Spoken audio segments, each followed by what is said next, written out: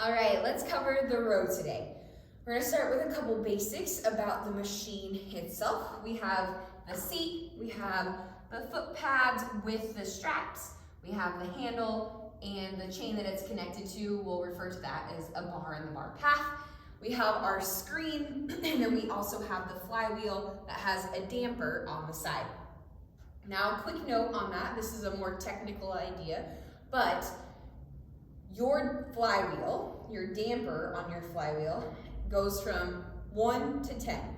1 is going to feel like the least amount of resistance, 10 is going to feel like the most amount of resistance. However, resistance is not the metric that's actually being determined here. Those numbers determine how much air is let into the flywheel. And depending on how much use the machine has had, how much dirt is currently in the machine, that's going to affect how much air is let in. So when it's on a 1, it's going to let in a lot of air. That flywheel is just going to keep spinning. It doesn't require as much effort to keep that flywheel spinning. It'll just spin and spin and spin. When you have a 10, it's closed off. So it's harder to get air in, but it'll make that machine move at a more rapid rate, essentially. It's not the most efficient when you're looking at it from an endurance perspective. So what you want to know from the technicality part is that this machine compared to that machine, compared to that machine, compared to that machine, they're all different. And the only way to know the true metric of your efficiency is going to actually come with the drag factor. Now, if you're doing high rocks, you don't have time to check that. But if you're in here, you could check the drag factor to see what's the drag factor at a 7 damper, what's the drag factor at a 10 damper. And that's going to be a more reliable metric for you than just the damper number itself. Now, aside from that, we're going to cover form today. That's what we're concerned about right now. So anytime you go to get on the machine, you're going to always make sure that you come down the middle. Reason for that, if you're on a partner or a team, the person that was last on it is going to exit left or right. You'll never run into them if you come right down the middle because they're not going that way to get off the machine. All right, come down, sit on the seat. Both feet are going to come in. If you're setting this up as an individual, you're not dealing with a team setting where you're trying to be really quick on transitions, it's going to be most beneficial for you to adjust the foot pads to be at a number that aligns the straps over the middle of your foot. Now, personal preference, you can adjust that accordingly, but as a starting point, it would be, let's have those straps go over the middle of your foot. Both feet come in, tighten those as tight as you can, and then we're gonna grab that handle. When we go to grab that handle, we're then thinking about this movement being a deadlift. So we wanna keep our feet pretty flat. We don't wanna come too high up on the toes and have our heels lift off. And we don't really wanna round our back that much. I'm gonna give you a couple points that are going to make you think about this, but that would be the main thing, is that we wanna think about this whole movement being a deadlift. Now, what I was going to say that's going to give you some things to think about is that a lot of the power on the row and the ski starts at the base of the movement. So with the ski, it's going to be at the top. With the row, you're going to get a lot more torque, some power, meters off for your distance. The further in you can reach and pull back. This is where tall and long bodies, long arms have an advantage. If you have a shorter body, a shorter torso, shorter arms, in order to get that same leverage, you almost need to have a little bit of a round and a reach to your back to get that same torque. However, if you're getting over that 400, 500 mark, that's really, really playing with fire and being risky from a form perspective, because it's going to start to demand more from your back. We want to keep that core engaged. We want to look like a deadlift. I'm going to go over that. But I do want to call out that most of the power is going to be generated right here. So if you have the ability to do that safely, that's absolutely to your advantage. However, if you don't, be very aware that the longer the distance, we want to try to maintain as good a form as possible for as long throughout the movement as we can. So when we've got this, if we're looking at this from a deadlift perspective, we're gonna grab that bar, right? We're gonna lift up our chest, pull our shoulders down our back to keep those lats engaged. We're gonna brace our core, and then we're thinking about pushing evenly through our feet and our legs.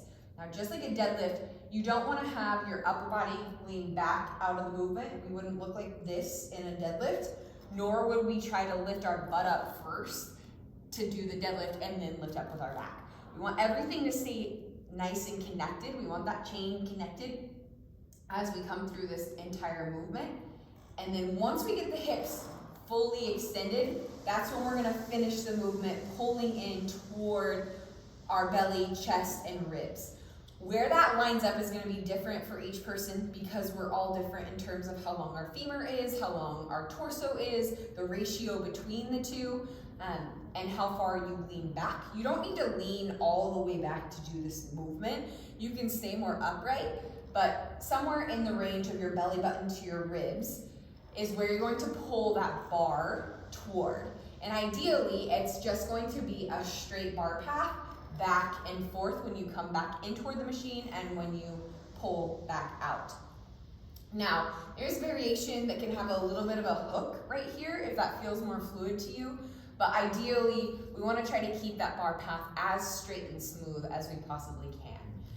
So if we're breaking this down step by step, we've got the bar, we're going to grab it, we're going to lift up through our chest, pull our shoulders down our back so our lats are engaged, brace our core, and we're going to keep that all nice and tight as we press back through the body. Now on that one, I let my upper body separate from my thighs a bit. We want to keep that contact of our belly to the top of our thighs for as long throughout the movement as we can, right? And then once we get all the way back, arms are going to come in, chest is going to lift up. Last thing that happens is the knees bend.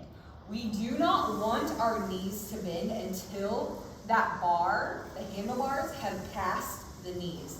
Otherwise, what tends to happen is this ricochet effect. I'm going to slow this down.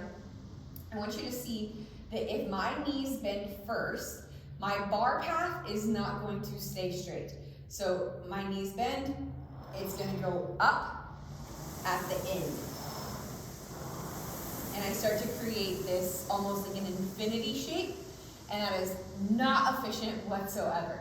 So what we want to make sure of is that through the pull, come all the way back, we're fully extended, and then we slow this down. Arms come in, chest lifts up, knees bend as the last movement, and then we restart that movement. When you go to get out of the machine, you're gonna place the bar back in its little holder. It's not gonna go up at the front, it's gonna go in this little catch piece right here.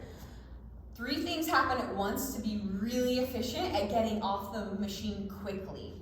Thumbs come to the clips. You're gonna press the clips away. At the same time you press the clips away, your toes are gonna flex back. At the same time, those 2 things are happening, your hips are gonna press back. So you've got 3 things happening at once. Think of this like a hamstring stretch. But those 3 things are all gonna happen at once, and it'll get you out of the machine quickly. So I'm gonna demonstrate, all right? Got a couple rows. I'm gonna lock it in. I have my hands on the clips. I'm gonna press the clips away, flex my toes back, and push the seat away all at the same time. Now I'm gonna lift my foot up, and off the machine I go. That is how you're going to be the most efficient at getting on and off of the machine, especially in a team or a partner or a doubles setting. That's very high level thinking to this rowing machine. The last thing I would call out, which might be the most important, is that you want to work efficiently with your breathing and your diaphragm. So as you're in this position, in this shape, we want to make sure that our diaphragm has space to move and breathe. If we get too rounded through the back, we don't allow our diaphragm to expand as much. So we want to make sure we're staying lifted, but we're not so pinched back that the back of our diaphragm can't move and breathe. So relaxed, but neutral and tall through our torso. And then as you're coming in, this is going to be more of an exhale. So when the body collapses or contracts toward one another into the fetal position, that's when you want to exhale. When you come out and the body expands, that's a great time to inhale. Even though that's going to be most of your force that you're pushing out, if you can inhale as you're coming out and exhale as you're coming in, your nervous system won't go into panic mode and you'll be able to manage your breath much easier. Okay.